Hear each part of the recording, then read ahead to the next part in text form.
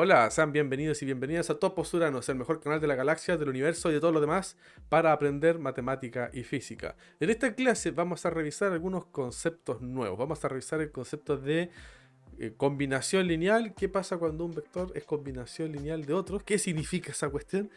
¿Qué es la independencia lineal? ¿Qué es la ortogonalidad? ¿Y qué relación tiene con la independencia lineal? Y que falta el tema de las proyecciones. Todas estas cosas que vamos a ver ahora están muy ligadas a lo que vimos en la clase anterior sobre el producto escalar y las normas y las métricas. Todas esas cosas están relacionadas y van a aparecer por aquí otra vez. Así que si no has visto esas clases, ahí anda la lista de reproducción que debe estar aquí por un lado de YouTube, así que por este lado de acá. Y ahí vas a encontrar todo lo que necesitas saber para entender esta clase lo mejor posible. Cuando termine esta clase, tú vas a poder ver cuando un vector es combinación lineal de otros, lo vas a poder demostrar. Vas a poder demostrar cuando un conjunto de vectores son linealmente independientes. ¿Qué significa que sea linealmente independiente? Para entender eso tienes que saber qué es lo que es la combinación lineal. Un vector es combinación lineal de otros 2 o 3, 4, 5 vectores cuando se puede escribir como una suma ponderada de los demás vectores. Entonces cuando son linealmente independientes, que un conjunto de vectores es linealmente independiente, cuando cada uno de esos vectores que componen ese conjunto no se puede escribir en términos de los demás, como una suma ponderada de los demás. Eso es independencia. Vas a aprender a demostrar esas cosas, es bastante sencillo. Vas a poder demostrar que ortogonalidad de vectores implica independencia lineal, pero independencia lineal no necesariamente implica la ortogonalidad. ¿Y qué más? Vas a aprender a calcular la proyección de un vector sobre otro. Eso es todo lo que vamos a ver en esta clase. Como siempre, si esta clase te ayuda a entender todas estas materias y eres feliz, ahí le puedes dejar un like, una compartida, una suscribida y todas esas cosas raríficas del YouTube. Y si por el contrario no entendís ni una cuestión, ahí tú me puedes escribir tus consultas, tus dudas, para que así yo sepa que esa cosa no la pudiste entender y por lo tanto yo pueda hacer algo al respecto, sea respondiéndote en los comentarios, hay una ayudita o algo por el estilo, o grabando algún otro video donde explique con más detalles esa cosa que te costó. Eso, ahora vamos a la pizarra a revisar todas estas cosas. Bien, vamos a comenzar revisando el concepto de combinación lineal. Combinación lineal. ¿Qué rayos es esta cosa que llamamos combinación lineal? Para entender este concepto vamos a partir desde lo más sencillo. Vamos a partir con un ejemplo fácil. Vamos a tomar un vector z y vamos a decir que este vector z lo podemos escribir de esta forma, como alfa por x. Y aquí el alfa va a ser un número real distinto del 0. Y el vector x va a ser un vector de Rn distinto del vector nulo. Entonces, si esto ocurre, decimos que z es un múltiplo escalar del vector x. Z es un múltiplo escalar de x. Ahora, el concepto de combinación lineal va a tomar esta idea y le va a llevar en el caso de que z sea un múltiplo escalar de más vectores. Por ejemplo, z es igual a alfa por x más beta por y. Aquí alfa y beta van a ser números reales distintos de 0 y los vectores x e y son vectores de Rn distintos del vector nulo. Cuando tenemos esto decimos lo siguiente, decimos que z es combinación lineal de x e y.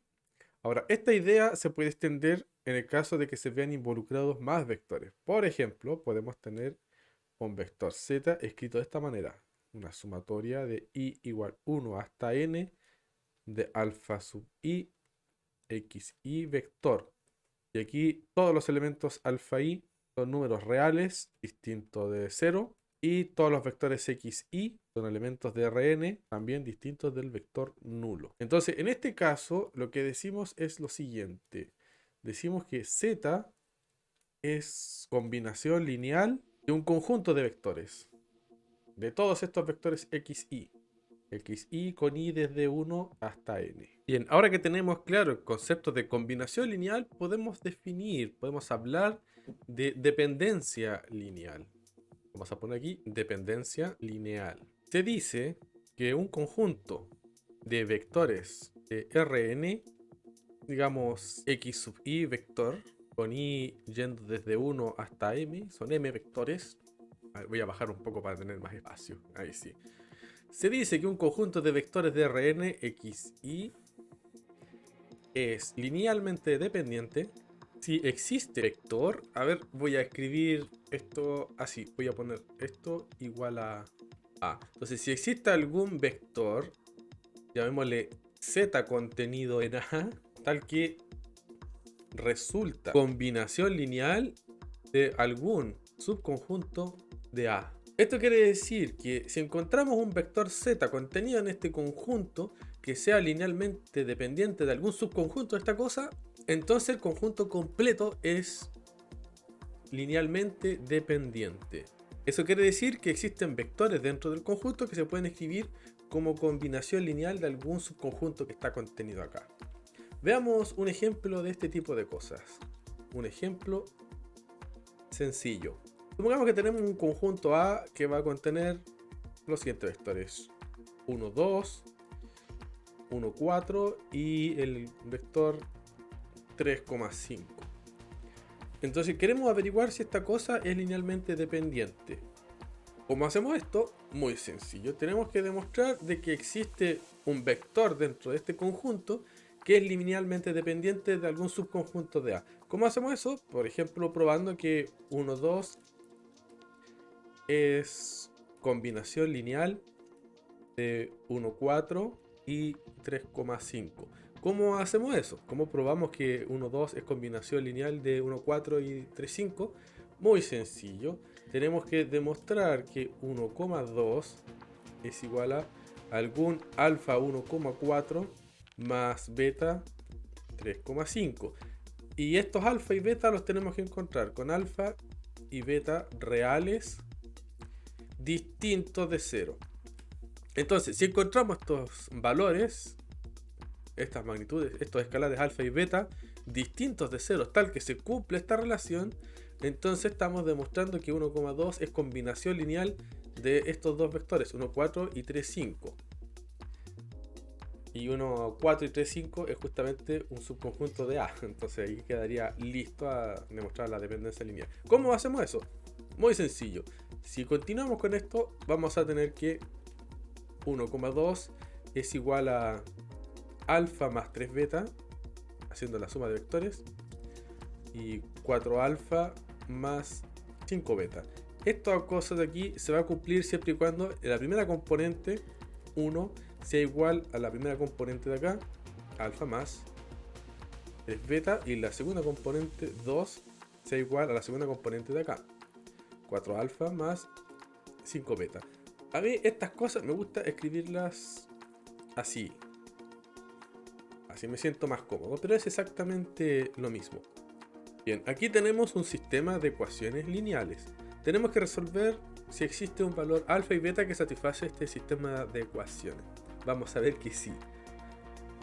¿Cómo resolvemos esta cosa? Muy simple, voy a tomar esta primera ecuación y la voy a multiplicar por menos 4. Si hago eso, voy a obtener menos 4 alfa menos 3 por 4 son 12 beta es igual a menos 4, y esta de acá abajo la voy a mantener tal cual. 4 veces alfa más 5 veces beta, esta cosa es igual a 2. Ahora voy a tomar estas dos ecuaciones y las voy a sumar. Esto de aquí, al sumarlos me dan 0, y al sumar esto de acá me da menos 7 beta, y al sumar estas dos cosas me da menos 2. Entonces a partir de esto obtengo que beta es igual a 2 séptimos. Si todas las cuentas están bien, ahí tenemos un valor para beta. Ahora, conocido el beta, puedo meter este beta dentro de esa ecuación, que es la que yo veo que es la más sencilla, y con eso obtengo que alfa más 3 por beta, que es 2 séptimos, es igual a 1. Voy a bajar un poco, ahí está. Esto es equivalente a decir que alfa es igual a 1 menos, y esto lo paso restando para el otro lado, 6 séptimos. Y esta cosa es lo mismo que 7 menos 6 séptimos. Es igual a 1 sobre 7. Por lo tanto, el alfa es igual a 1 séptimo. Hemos encontrado dos valores distintos de 0, ¿cierto? Un alfa y un beta, que satisfacen esta relación. Por lo tanto, el 1,2 será combinación lineal del 1,4 y 3,5. Y como son combinaciones lineales, como he encontrado un vector que se puede escribir como combinación lineal de otros dos, entonces el conjunto A es linealmente dependiente. Por lo tanto, A es linealmente dependiente. Escribimos LD.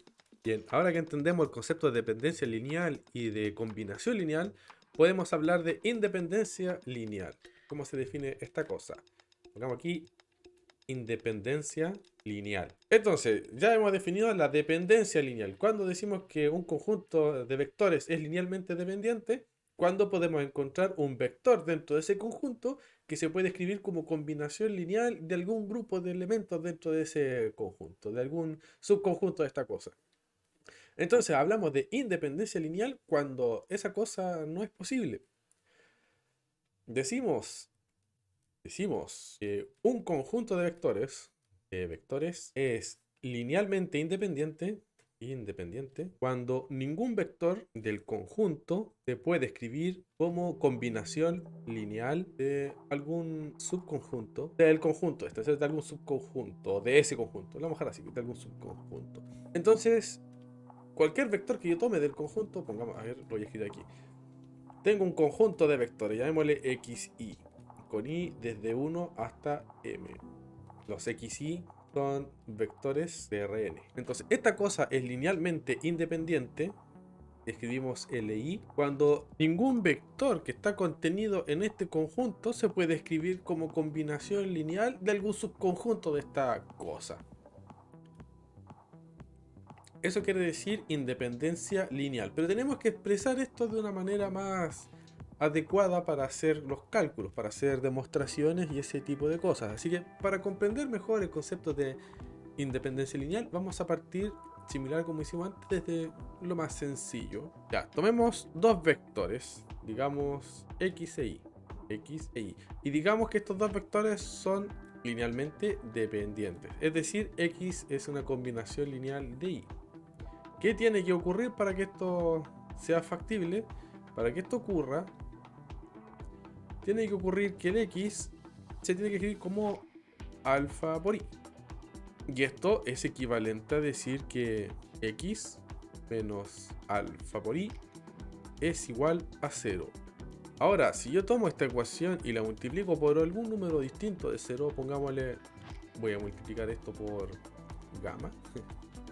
Esto va a ser equivalente a decir que gamma x menos alfa dividido gamma y va a ser igual a 0.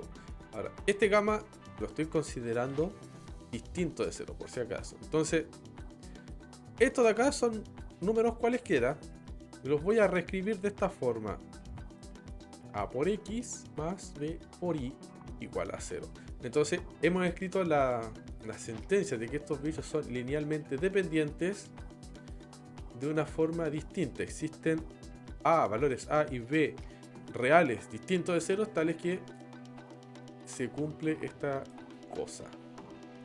Entonces, x e y son linealmente dependientes y solo si existen valores a, b reales distintos de 0 para los que se cumple la relación ax más bi igual a 0.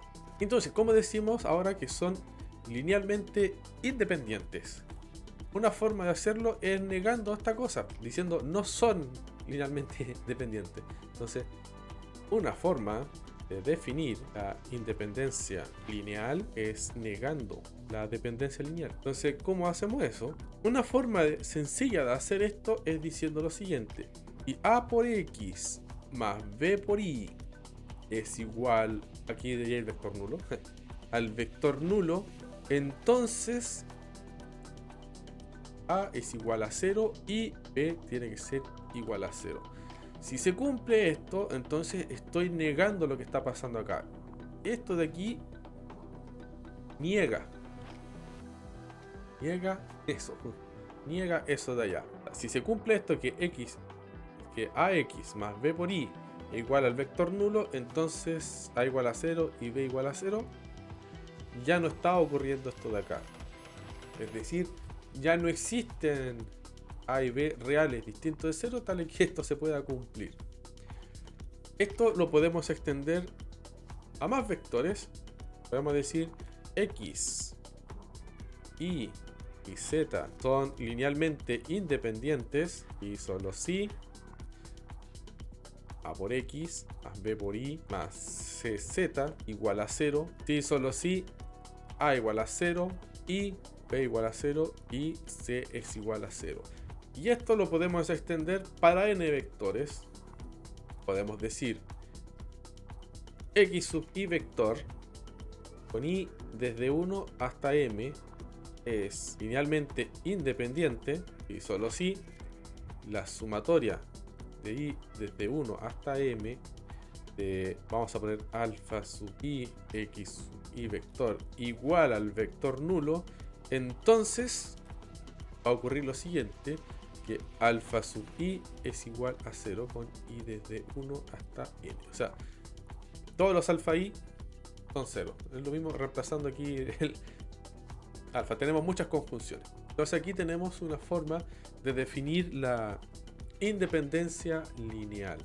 A través de esto podemos decir, o sea, a través de todo esto, decimos que si se cumple esto, entonces vamos a tener que el conjunto XY es linealmente independiente. Veamos un ejemplo de esta cosa. Ejemplo.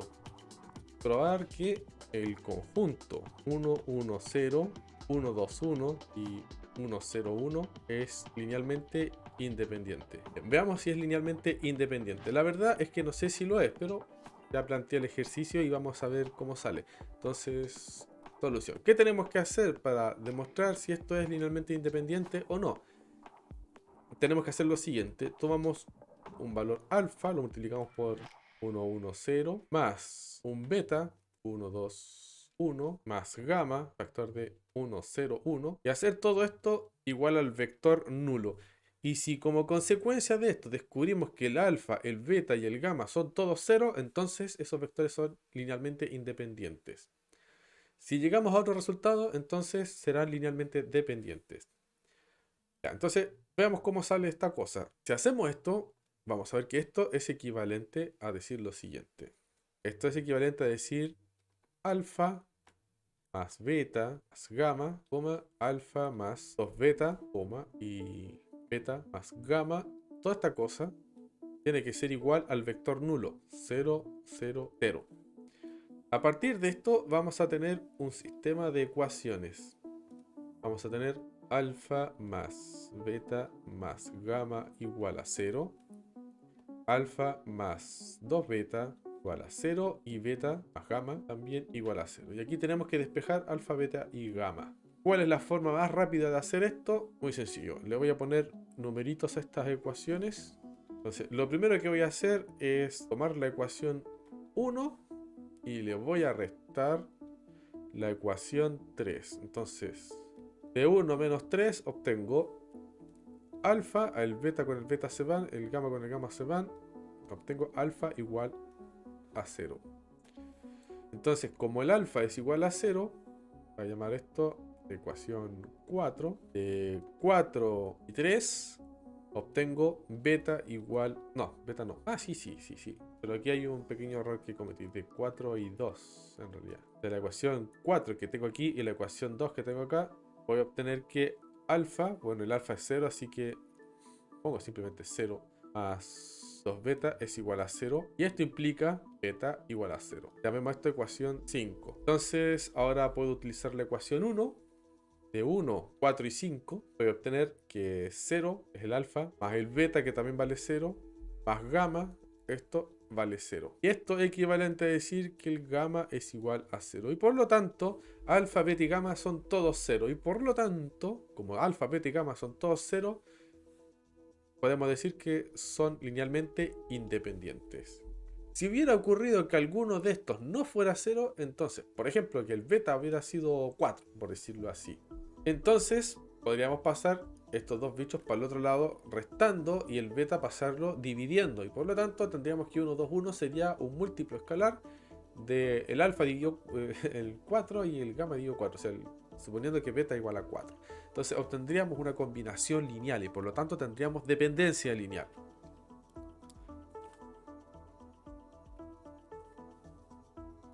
Entonces, así demostramos que hay independencia lineal entre un conjunto de vectores.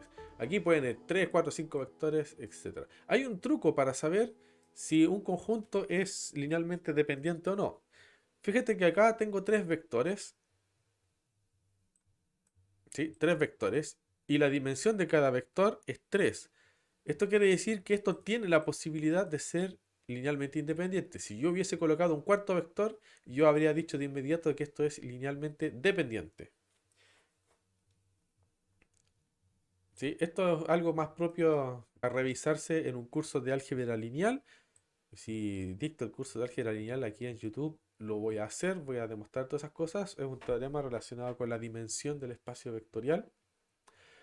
Pero si el número de vectores que componen un conjunto es mayor que la dimensión de los vectores, entonces eso es automáticamente linealmente dependiente. Ese es un truco de la álgebra lineal para resolver estas cosas más rápido. Pero eso no lo voy a demostrar ahora porque no es el objetivo de esta parte del curso. Como dije, eso es más propio de un curso de álgebra lineal. Y ahí, cuando lo haga, lo voy a enlazar para que, no sé, alguien que esté interesado en esas ramas, que esté en esta clase, pueda ir directamente a eso. Bien, ahora que hemos terminado ese tema, vamos a pasar al asunto de los ángulos entre vectores y la ortogonalidad. Vamos a ver esa cosa ahora. A ver, voy a ponerme por aquí en la pizarra. Ya, entonces veamos esto de los ángulos y la ortogonalidad. Ángulo formado por dos vectores y la ortogonalidad. Pronto vamos a ver que este tema de los ángulos y la ortogonalidad está muy relacionado con el tema de la independencia lineal que acabamos de revisar. Pero antes de eso vamos a recordar un poco la desigualdad de Cauchy-Schwarz. ¿Recuerda qué es lo que decía la desigualdad de Cauchy-Schwarz? La desigualdad de Cauchy-Schwarz nos dice que para todo x y vector de Rn se cumple la siguiente propiedad. Se cumple que el valor absoluto de x.y es siempre menor o igual que el producto de la norma de x por la norma de y. Si no te acuerdas de la desigualdad de Cauchy-Schwarz, te voy a dejar un enlace por aquí para que lo vayas a revisar. Bueno, a partir de esto, y haciendo un poco de álgebra... Ah, aquí falta un pequeñísimo detalle, un pequeño detalle. Si bien esto es para cualquier vector de Rn, esto siempre se va a cumplir, pero yo me voy a centrar en lo que respecta a los vectores no nulos, así que los voy a excluir. La desigualdad de Cauchy-Schwarz incluye el caso en que sean vectores nulos porque te va a quedar 0 menor o igual que 0, ¿no es cierto? En caso de que x y y sean vectores nulos. Pero no interesa el caso en que no lo son. Entonces, cuando los vectores son no nulos, igualmente se va a cumplir esta cosa de acá. El punto es que a partir de esto, puedes inferir lo siguiente, que x.y dividido la norma de x por la norma de y, esto va en valor absoluto, es siempre menor o igual que 1. O sea, pasando esta cosa dividiendo para el otro lado. Y esto de acá es lo mismo que decir que x.y dividido la norma de x por la norma de y es una cosa que está entre 1 y menos 1. Eso de ahí. Siempre y cuando, siempre que los vectores x e y sean no nulos. Ahora, ¿qué nos dice esto? Que tenemos una función que podemos escribir de esta manera. Hay una función, llamémosla f por ahora, cuyo resultado depende de x y de y que está entre menos 1 y 1. Y hay otras funciones que hacen algo parecido. Por ejemplo, las funciones trigonométricas seno y coseno toman un ángulo, llamémosle teta, y el resultado del seno siempre está entre menos 1, bueno, entre 1 y menos 1, en el coseno. Entonces, este cálculo de acá, que está entre menos 1 y 1, tiene algo en común con estas funciones trigonométricas. Y las funciones trigonométricas dependen de un ángulo. Entonces, uno podría intuir de que esta cosa algo tiene que decir sobre el ángulo que hay entre los vectores x e y. Ahora, solamente de esto no se puede inferir eso, pero al menos lo podemos sospechar. Así que vamos a hacer algunas cuentas alrededor de esta cosa para ver qué nos sale de todo esto, para ver si encontramos efectivamente una relación entre el ángulo formado por los vectores x e y. ¿Cómo vamos a hacer eso? Muy sencillo, y aquí vamos a aplicar un truco re bueno. vamos a definir estos dos vectores X e Y en algún espacio de no sé cuántas dimensiones, de n dimensiones. Entonces, pongamos aquí, dibujemos dos vectores ERN. No voy a dibujar todos los n ejes porque si no me voy a secar haciendo esta cuestión, pero convengamos de que en este cuadrado azul hay n coordenadas, o sea, un punto en este espacio. Aquí está el origen, de aquí salen n ejes. Y en este espacio vamos a dibujar los dos vectores. Vamos a dibujar un vector X y un vector Y. Entonces, estas cosas, X e Y, son vectores de Rn. Vamos a poner aquí Rn. Ahora, estos dos vectores que hemos dibujado acá, los podemos contener dentro de un plano. Existe un plano que va a contener a esos dos vectores, que está ahí orientado de alguna manera.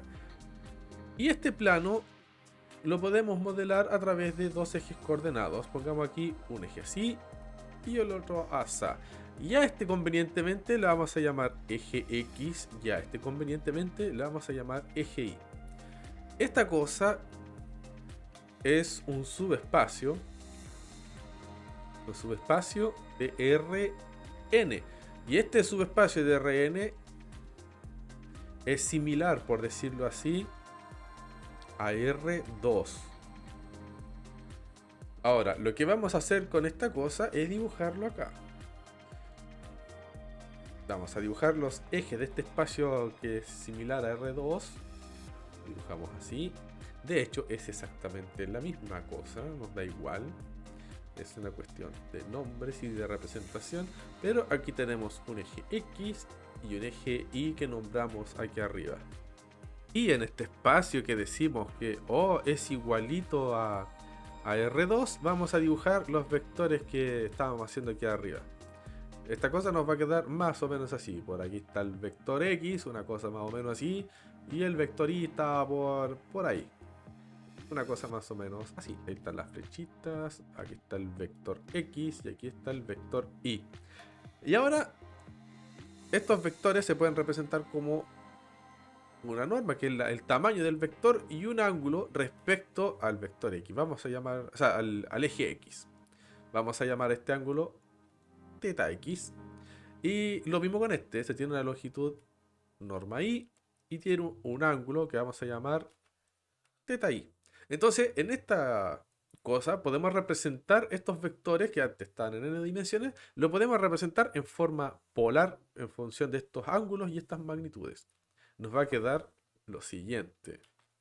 Nos va a quedar que el vector X lo podemos expresar como la norma de X, factor de coseno θ X, coma seno θ X.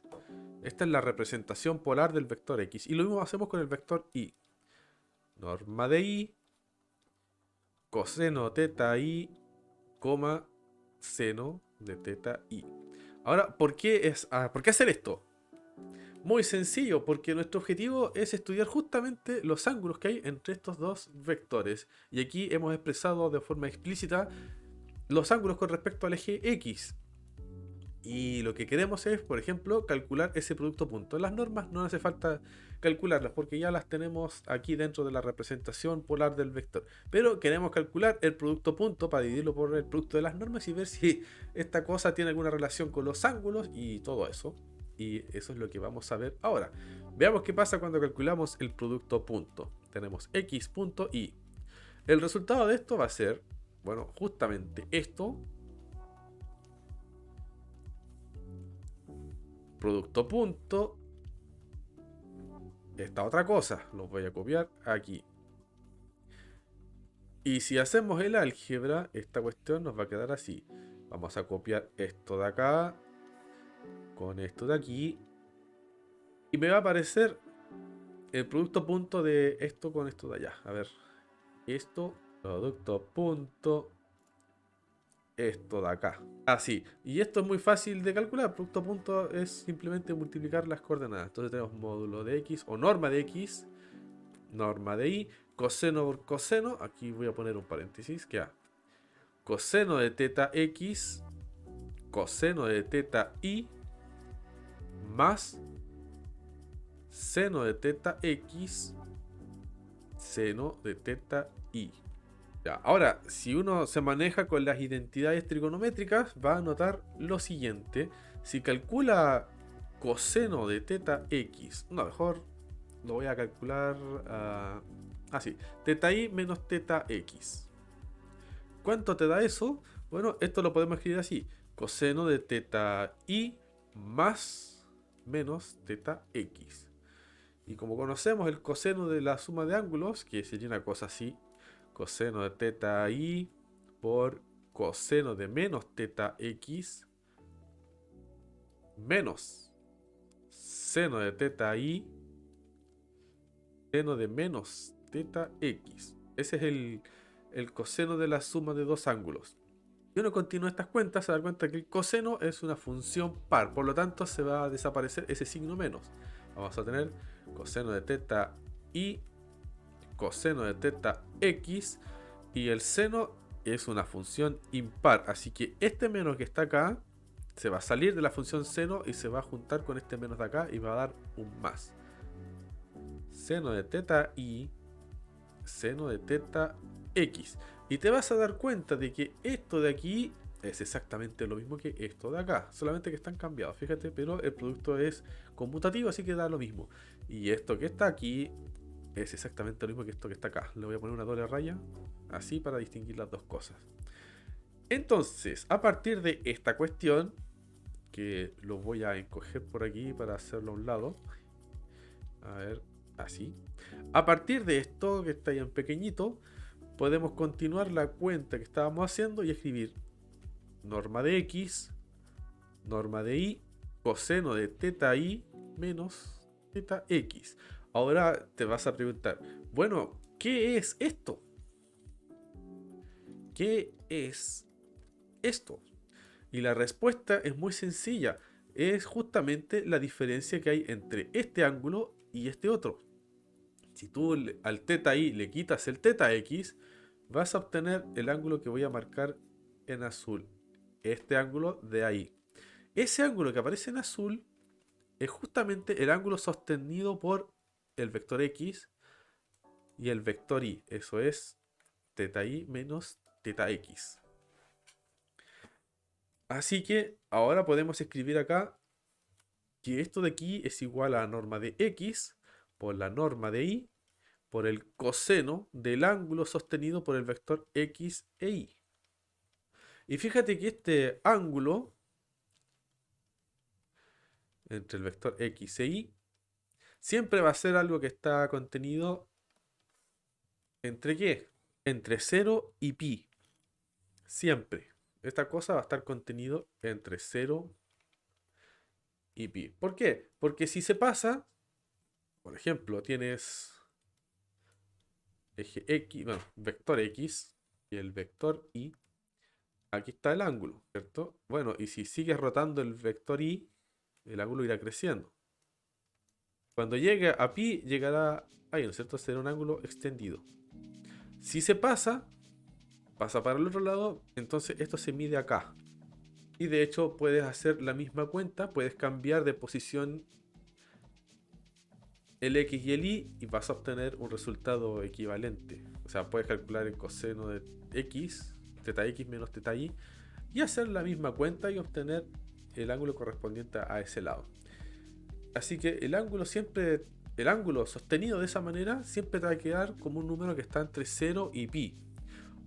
O expresado en grados entre 0 y 180 grados.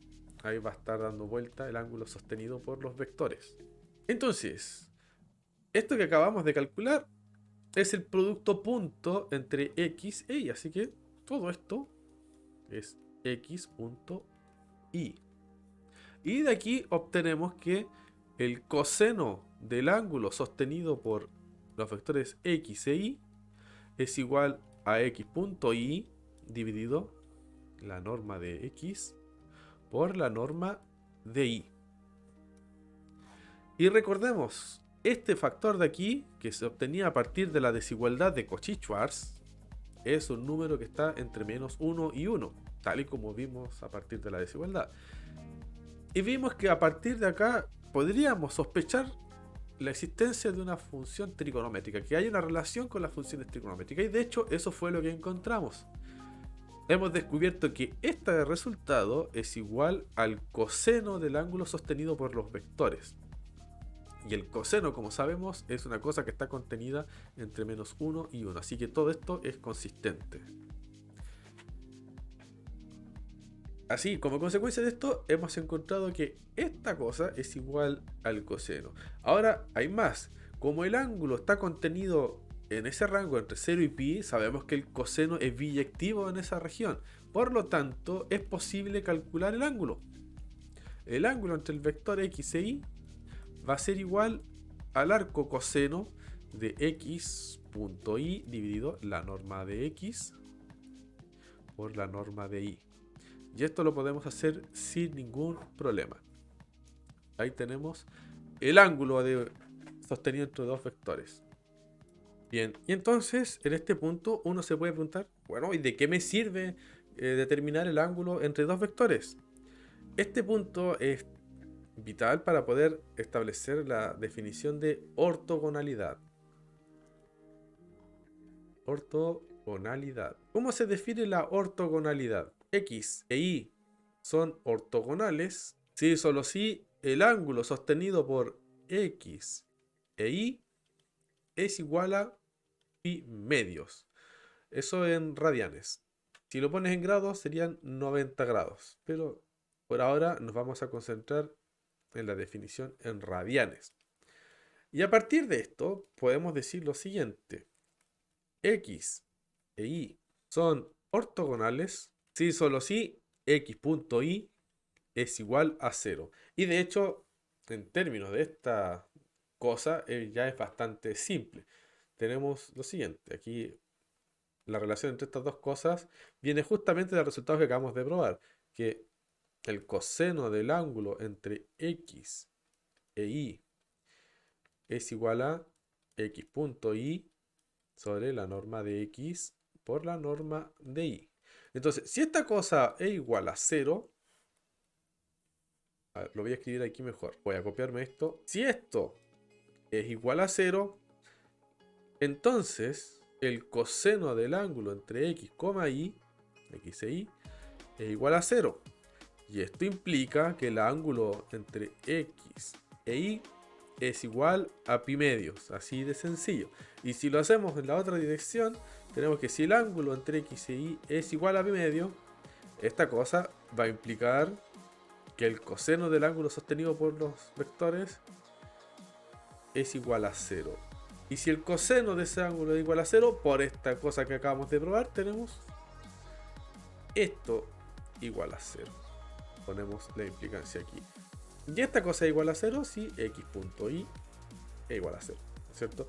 Tienen que ser vectores no nulos, obviamente, o si no, no tiene ni un chiste. Si fueran vectores nulos, esta parte de aquí no tiene sentido, es por lo que había excluido los vectores antes. Aquí lo mismo, x punto y igual a 0. Entonces ahí tenemos la implicancia en una dirección y la implicancia en la otra. Es así que definimos la ortogonalidad entre vectores. Ahora, la ortogonalidad la representamos de esta manera. X es ortogonal a Y. Esto significa es ortogonal. O son ortogonales. X e Y son ortogonales. Y lo que hemos probado es que esto equivalente a decir que x punto y es igual a 0. Tenemos esa demostración. Y esto es lo que vamos a ir ocupando en distintas ocasiones. Ahora vamos a explorar la relación que hay entre la ortogonalidad y la independencia lineal. Vamos a escribir aquí teorema. X es ortogonal a Y implica X es linealmente independiente de Y. En el sentido inverso, esta cosa no es necesariamente cierta, no necesariamente cierto. Eso puede ocurrir, pero no tiene por qué ser así. La implicancia en esa dirección es la que vale. Y es lo que vamos a demostrar ahora. Obviamente, aquí no estamos limitando a vectores de Rn no nulos. Los vectores nulos no entran en este análisis porque aparecen divisiones por cero y esas cosas no se pueden hacer aquí. Bien, vamos a demostrar que esto en efecto ocurre, pero primero vamos a ver el contraejemplo de la implicancia inversa. O sea, vamos a ver vectores que son linealmente independientes pero que no son ortogonales, solamente para evitar que se mantenga la duda. Esa flecha no siempre ocurre. Vamos a poner aquí contraejemplo a la flecha en esa dirección. Para mostrar que en efecto esta implicancia no siempre ocurre, basta con un ejemplo sencillo. Tomemos un vector A y tomemos 1,0 y tomemos otro vector B que puede ser 1,1. Estos dos vectores no son ortogonales. No son ortogonales. ¿Por qué no son ortogonales? Porque si calculas el producto punto entre A y B, y aquí es B, el resultado va a ser esto, 1,0 punto 1,1. Y el resultado de esto es 1. Entonces, como no es 0, estos no son ortogonales. Perfecto. Ahora vamos a ver si son o no linealmente independientes. No son ortogonales, pero sí son LI. Sí son linealmente independientes. Porque si tú buscas un número alfa que multiplicado con el primer vector y otro escalar beta multiplicado por el segundo vector y esto lo hace igual a 0, esto implica que alfa más beta es igual a 0 y beta igual a 0.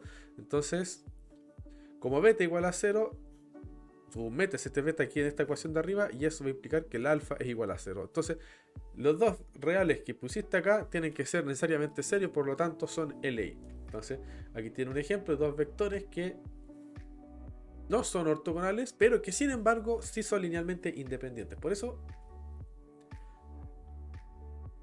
esta implicancia de acá no se va a cumplir. O sea, la independencia lineal que tenemos aquí no va a implicar necesariamente la ortogonalidad.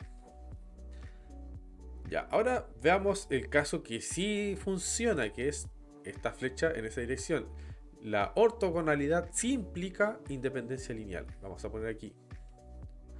Ortogonalidad implica independencia lineal. Vamos a poner aquí demostración. Para construir esta demostración paso a paso, vamos a definir... me quedé sin espacio. Voy a mover estas cosas más arriba porque se me acabó la pizarra.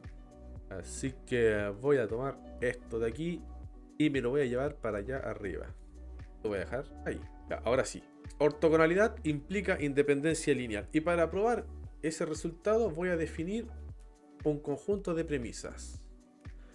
Dentro de mi conjunto de premisas voy a meter dos vectores x e y, elementos de Rn, y van a ser distintos del vector nulo. Voy a poner que x e y son ortogonales, así que el producto escalar va a dar 0. Y voy a agregar el hecho de que alfa x más beta por y es igual al vector nulo. Voy a agregar eso dentro de las premisas. Con estas premisas yo voy a construir la demostración. A ver, lo voy a coger un poco así. Ya, veamos cómo sale esta cosa. Paso 1. A partir del conjunto de premisas yo puedo inferir esto de aquí. Me lo voy a copiar literal. Ahí, copiar, pegar. Esto de acá es una presunción. Paso 2.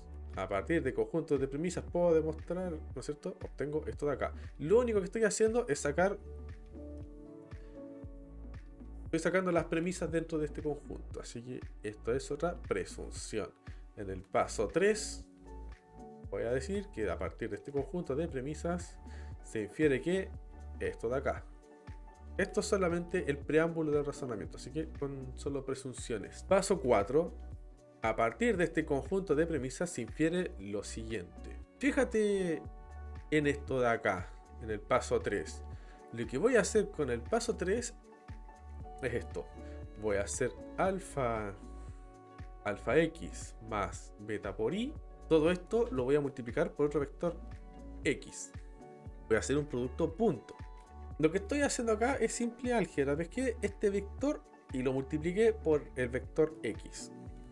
Así que aprovechando el álgebra del producto punto, ya que esta cosa es una forma bilineal, el resultado será alfa x punto x más beta x.y.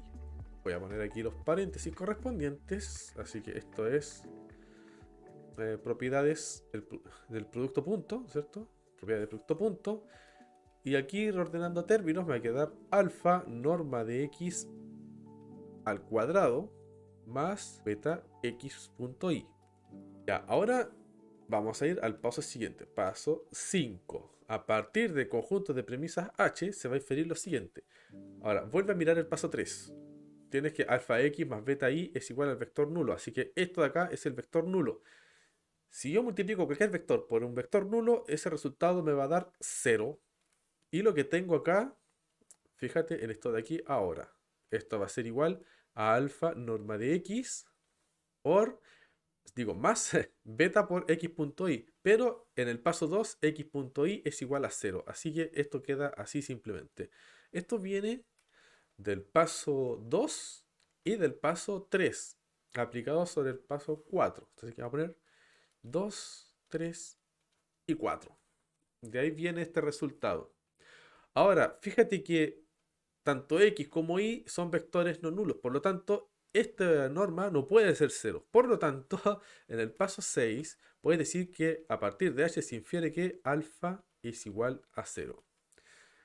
Esta cosa viene de el paso 1 y el paso 5. Así que lo escribimos aquí, de 1 y 5. Bien, vamos al paso siguiente, paso 7. A partir del conjunto de premisas H se va a inferir lo siguiente.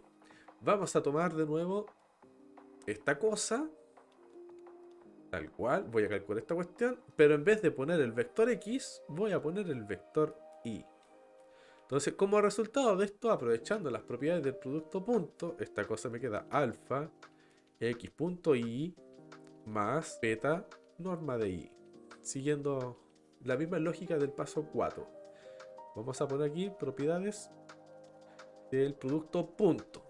Luego, en el paso 8, vamos a decir que a partir del conjunto de premisas H se infiere lo siguiente. De nuevo, esta cosa la tenemos aquí que es igual al vector nulo. Por lo tanto, todo esto de acá me va a dar 0. Y esto va a ser igual a alfa por x.y. Pero x.y por el paso 2 también es 0. Así que nos lo colocamos.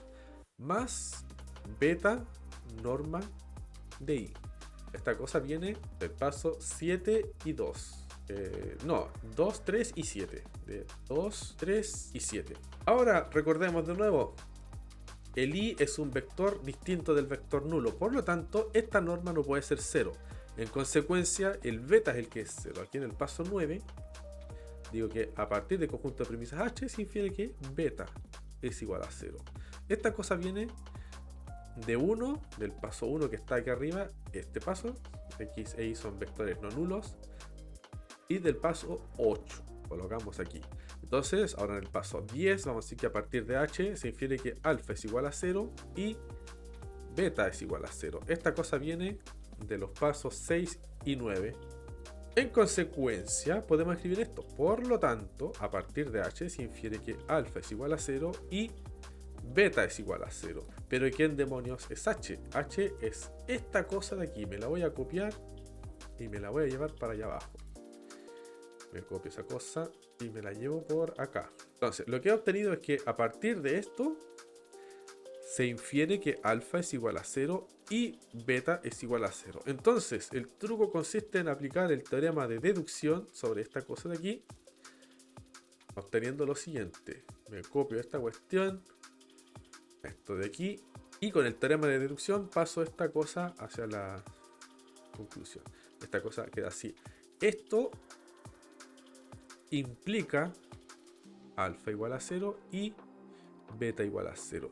Y esto de acá, lo que está diciendo es que x e y son linealmente independientes. Fíjate acá, tengo x e y no nulos, x e y ortogonales, así que el razonamiento se lee así. Si x e y son vectores de Rn no nulos, y también ocurre que x e y son ortogonales, entonces a partir de esto se infiere que x e y son linealmente independientes, que es lo que se quería demostrar. Ahí está la prueba formal completita. Y con esto queda completamente estudiada la relación entre la ortogonalidad y la independencia lineal. En álgebra lineal es especialmente importante el tema de la independencia lineal. De hecho, los vectores linealmente independientes se utilizan para construir bases del espacio, pero son especialmente importantes los vectores que son, además de linealmente independientes, ortogonales. Y con ellos se construyen bases que se llaman bases ortogonales. Y si además los elementos de la base son vectores unitarios, se llaman ortonormales. La base ortonormal más conocida es la de los vectores unitarios, los EI gorritos, ¿no es cierto? Estas cosas son vectores de la forma 0, 0, punto, 1, 0,0,0. Aquí está la posición iésima. Entonces, estos vectores forman una base ortonormal de Rn, que es la base canónica de toda la vida. Otra cosa que podemos hacer a partir de las cosas que hemos revisado es calcular la proyección de un vector sobre otro. Vamos a poner eso aquí. Proyección de un vector sobre otro. ¿Qué entendemos intuitivamente por una proyección? Imagínate que tienes un vector, llamémosle X, lo voy a dibujar horizontal. Y otro vector. Vamos a poner el X así. Este de acá va a ser el vector X y este de acá va a ser el vector Y. Ahí está. Entonces, entre estos dos hay un ángulo que va a ser el ángulo entre los vectores X e Y. Entonces, cuando nosotros nos imaginamos el concepto de proyección, cuando nos imaginamos esto, la proyección del vector X sobre el vector Y, lo que nosotros nos imaginamos es que por acá colocamos una linterna o un sol y los rayos del sol hace que se produzca una sombra. La voy a pintar aquí de verde. Se produzca una sombra sobre el vector Y. Es la sombra del vector X sobre el vector Y. Esta sombra es ortogonal. Entonces, esta cosa que estoy dibujando aquí en verde, ese vector es esa proyección. Ahora, ¿cómo la hacemos para definir esta proyección? Para hacer esto, imagínate un sistema de coordenadas. Le voy a llamar... Bueno, como tenemos dos vectores, me bastan las coordenadas de un plano, así que las voy a dibujar más o menos así. Son cualquier coordenada, no tiene que ser ninguna específica. Pero voy a elegir una que sea ortonormal. Una cosa así, una cosa así. Coordenadas ortonormales. Si a esta le voy a llamar omega 1 y a esta le voy a llamar omega 2. Y este sistema de coordenadas yo lo puedo mover como quiera. Puedo hacer lo que quiera con esta cuestión, lo puedo trasladar, lo puedo girar, me da igual. Total, la posición de este sistema de coordenadas que voy a utilizar para medir estos vectores no va a alterar la relación que hay entre estos dos vectores. Así que lo que voy a hacer será colocar esto aquí, o sea, voy a hacer coincidir el origen de este sistema de coordenadas con el origen de los vectores y voy a colocar esto de forma alineada al vector Y. Así. Entonces, en este sistema de coordenadas, el vector X tiene un ángulo acá. Voy a llamarle θx. Y en este sistema de coordenadas, en consecuencia, voy a escribir el vector X en términos de coordenadas polares. Así que nos va a quedar de esta forma. Norma de X, factor de coseno de θx, seno de θx. Ahí está el vector X expresado en coordenadas polares, basándonos en este sistema de coordenadas que está aquí en azul. El θx es el ángulo que hace el vector X con respecto al eje W1, omega 1. Bien, entonces, ¿cómo nos queda la proyección aquí? Bueno, la proyección se va a corresponder con la primera componente de este vector. Es decir, la proyección va a ser igual a la norma de X por el coseno del θx, pero este θx calza justo con el ángulo que hay entre el vector X e Y, así que vamos a colocar eso. El ángulo entre X e Y. Como esto es un vector que está dirigido en la dirección del eje Y, del vector Y, vamos a colocar esta cosa como un vector unitario. Así. Una cosa que hay que tener en mente es que un vector unitario se puede escribir como un vector dividido por su norma. Esta cosa es unitaria, así que tenemos esa relación. Así que de esta manera nosotros podemos definir la proyección de un vector sobre otro. Ahora, nosotros podemos continuar desarrollando esta idea y hacer las siguientes cuentas. Tenemos norma de x. El coseno del ángulo entre estos dos vectores lo podemos obtener a partir de una relación que ya revisamos, como x.y sobre norma de x, norma de y. Vamos a poner un paréntesis acá. Y este y gorrito, el y unitario, es lo que tenemos acá. Y dividido la norma de y. De este modo, nosotros podemos simplificar esto con esto de acá. Y el resultado va a ser el siguiente. x.y dividido norma de y al cuadrado, juntando este con esto de acá. Y todo esto, a ver, voy a borrar esa mancha que se me sale aquí. Y aparece un paréntesis y tenemos y vector. Esta cosa de acá la podemos escribir de esta manera. x.y dividido y.y y todo esto multiplicado por y. Entonces, de esta forma también podemos calcular la proyección de un vector sobre otro sin tener que tener en cuenta el ángulo de forma explícita, ya que este va a salir a partir de estos desarrollos con productos puntos. Y estos son muy fáciles de hacer porque se hacen coordenadas a coordenadas. Si conocemos las coordenadas del vector, podemos calcular estas cosas de manera bastante sencilla. Así que otra forma de definir la proyección de un vector x sobre otro vector y es a través de esta fórmula que acabamos de obtener. x.y sobre y.y y todo esto multiplicado por y vector.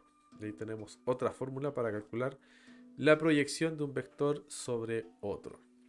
Veamos un ejemplo de cómo se hacen estos cálculos. Vamos a poner aquí un ejemplito. Ejemplo, calcule la proyección de un vector A. Esta cosa tiene coordenadas 1, 4, 2 sobre el vector B igual a, vamos a poner aquí, B1 igual a 1, 0, 0, B2 igual a 1, 1, 0 y B3 igual a 1, 1, 1. Vamos a calcular la proyección de este vector sobre estos tres vectores. Entonces, vamos a poner aquí solución. Si calculamos el primero, vamos a poner aquí A, B y C.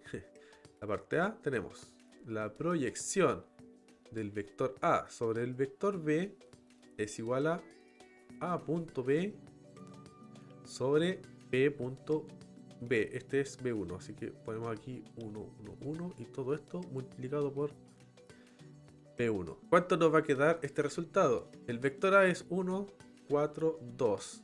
El vector B 1, 0, 0 y va a quedar dividido por 1, 0, 0 punto 1, 0, 0 y todo esto factor de 1, 0, 0. Entonces vamos a ver cuánto nos da esa cosa.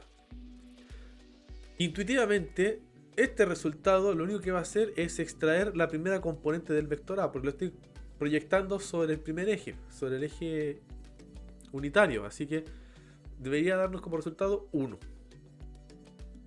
Veamos si es eso lo que nos da. Haciendo el producto punto, de aquí arriba me queda 1 más 4 por 0, 0 más 2 por 0, 0. Abajo el resultado me da 1, ¿cierto? 1 por 1, 1 más 0 más 0. Y todo esto multiplicado por 1,0,0. Bueno, aquí tienes 1 dividido 1, que es 1, por esa cuestión me da 1, 0, 0. Fíjate que al proyectar este vector A sobre este vector B, que es el eje X básicamente, lo único que hice fue extraer la primera coordenada. ¿Sí? Esto es lo mismo que hacer esto. Tienes esta cosa así, aquí está el eje X, vamos a poner el eje X acá mejor, aquí el eje Y y el eje Z. Y tengo mi vector A que es el vector 1, 4, 2. O sea, 1, 4 y 2. Una cosa así, dibujándola a la rápida, más o menos así. Entonces el vector sale del origen y llega hasta esta esquina. Entonces lo que he hecho ha sido proyectar ortogonalmente este vector sobre el eje X.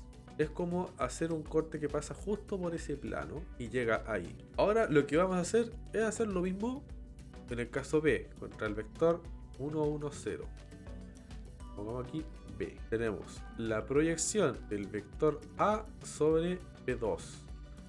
Esta cosa es, como ya sabemos, A punto B2 sobre B2 punto B2. Todo esto multiplicado por B2. Veamos cómo salen estas cuentas. El vector A, si la memoria no me falla, en realidad si me falla, es 142. 142. Entonces vamos a poner las cuentas aquí. 142.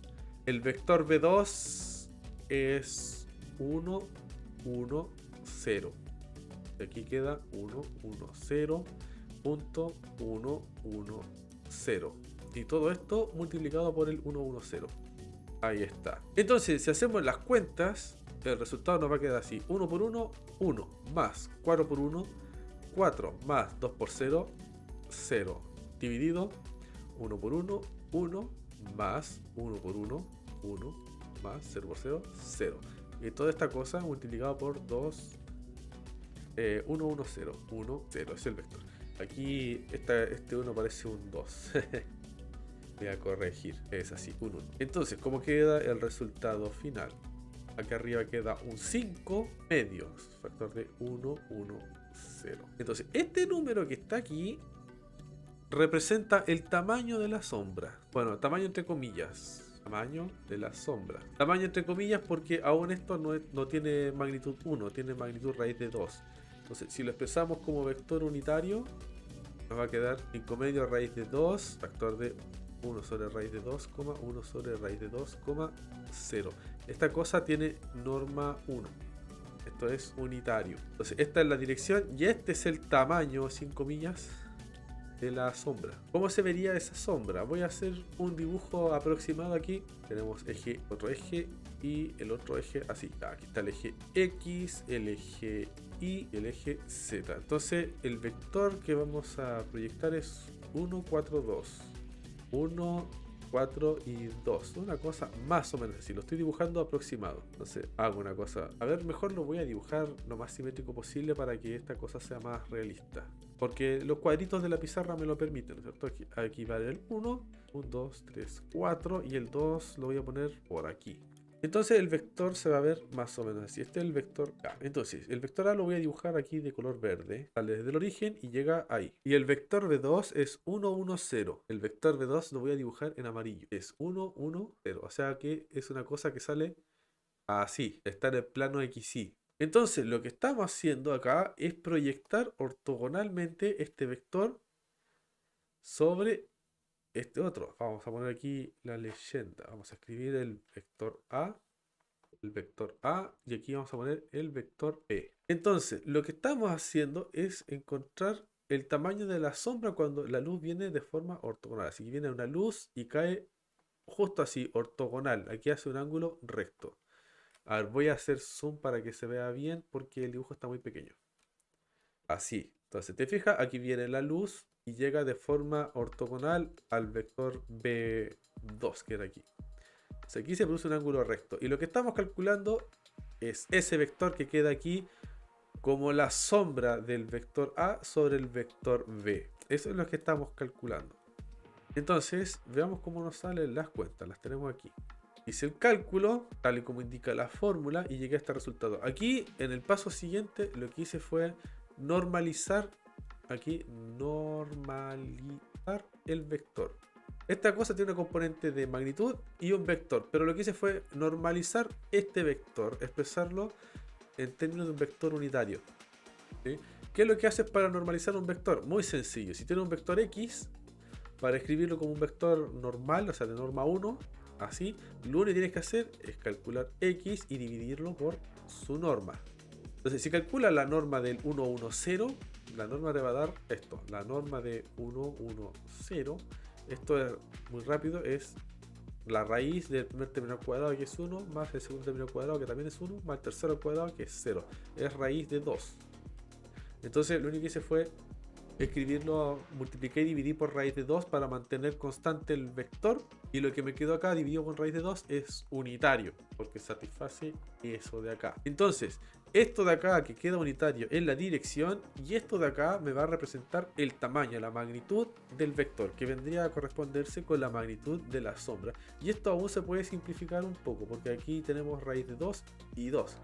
El resultado va a quedar o menos así: 5 dividido a raíz de 2 por 1 sobre raíz de 2, 1 sobre raíz de 2, 0. y ahí estaría calculada la proyección. Ese es el truco. Ahora, las figuritas es muy fácil hacerlas mal, no conviene mucho dibujar estas cosas, salvo para hacerse una idea de lo que estás haciendo. El cálculo es mucho más confiable, así que uno lo calcula de esta manera. Aquí no te vas a tener una idea muy clara de la magnitud de los vectores, así que hay que tener cuidado ahí. Bien, veamos el último ejemplo, que es la C. Sería lo mismo pero con 1, 1, 1. Entonces, en la parte C vamos a calcular la proyección del vector A sobre el vector B3. Como siempre, esta cosa queda A punto B3 dividido B3 punto B3. Y esta cosa por B3. El vector A valía... ¿Cuánto valía el vector A? Valía 1,42.